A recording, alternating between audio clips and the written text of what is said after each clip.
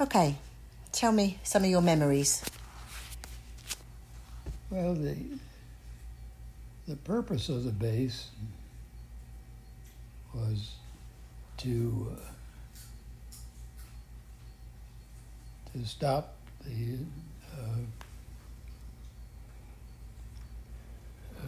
Russians from invading the Western world. Mm-hmm. So we were assigned after going through all of our training and atomic weapons training as well as Air Force flying training, and F-100 in particular in my case. All the F-100 training primarily was done in Arizona at Luke Air Force Base. After you finished your training, you received an assignment to somewhere in the world, and mine happened to be at RAF Wethersfield in Essex, England. Our mission there was to prevent the Russians from invading, and our primary weapon was atomic bombs. And we served on alert 24 hours a day, 7 days a week. Our tours would go for 3 days at a time, typically, standing by in a Quonset hut with an aircraft ready to be launched with a 2,000-pound atomic bomb. Atomic weapons were very dangerous equipment to be moving around, so we were not allowed to move the aircraft with an active bomb unless it was an actual retaliation. We had 8 aircraft on alert 24 hours a day, 7 days a week, 365 days a year. 4 of them were to the 77th Tactical Fighter Squadron, and 4 of them were to the 55th Tactical Fighter Squadron. Our typical assignment was 3 days of alert at a time. You slept in a small bunkhouse, but next to the hangars where the aircraft were, the hangars just being open with a shield over the top, and a Palouse unit, that it was called, would provide the air to start the engine. And we were to be able to be airborne 5 minutes after the notification of an actual attack.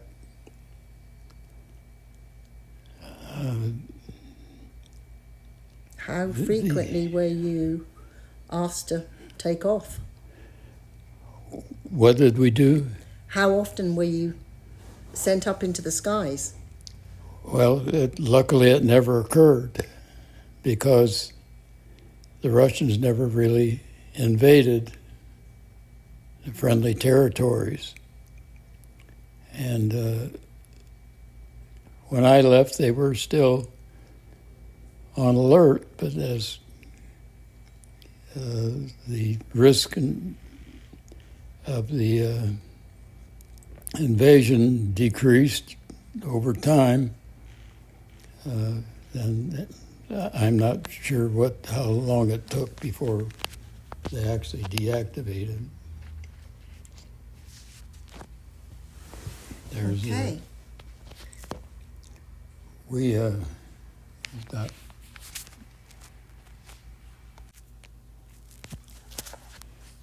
when I graduated from Purdue University,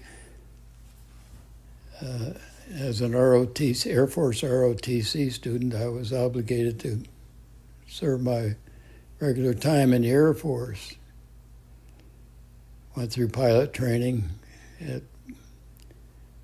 in Big Spring, Texas, and then after completing pilot training, we were given a choice of the equipment based on how your rank was and your not your rank, but your status, having been graded in all the various techniques of flying and knowledge of the aircraft. And we were given so many aircraft, one for each pilot, and you chose based on your ranking in the class. So I was ranked like third in my class, and we had like 4 or 5 F-100 assignments. So I got my first choice as the F-100 Super Sabre, as well as 4 or 5 other guys behind me and one above me. And we went to Luke Air Force Base, and when we completed our training at Luke after 6 months, we were given assignments to active duty squadrons in various parts of the world. And mine went to RAF Wethersfield in Essex, England. And of course, we started at the bottom of the seniority list when you got there. So as time went on, you got higher in rank. You were given different assignments, but we also had to train for nuclear weapons school, which required some pretty intense learning about what nuclear weapons did and how you had to prevent yourself from being taken out and prevent from destroying or damaging civilians and other than the targeted. So we trained a lot in simulating a actual mission. The different missions involved various techniques. The lay-down delivery, where you'd be at 500 feet above the ground at 0.75 Mach, which is about 550 miles per hour, at 200 feet above the ground, and you release the bomb, and by the time it went off, you were out of the blast zone. Another technique was a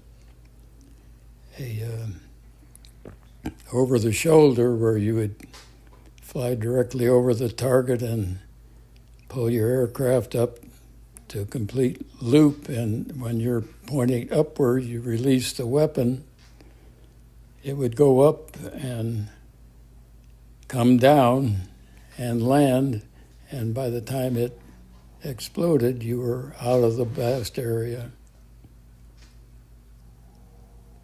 And we trained those with, similar weighted ordnance, but not the actual bombs, of course. Of course. And we did a lot of that out over the water and some on the land, and we would fly missions into mainland Europe and have different methods of navigating to the target area. And then we also had to train in air-to-air refueling, which required flying behind a KC-135, in most cases a tanker, jet tanker, and the boom operator on the tanker would drop the boom down and extend the flexible cord with a basket. And we had a probe on the aircraft, on the right side of the aircraft, and you fly up behind the KC-135, and hopefully your probe goes into the drogue. If you miss it, you better back off and try again. Or occasionally the basket would bang into your airplane, Oops. which is not a good idea.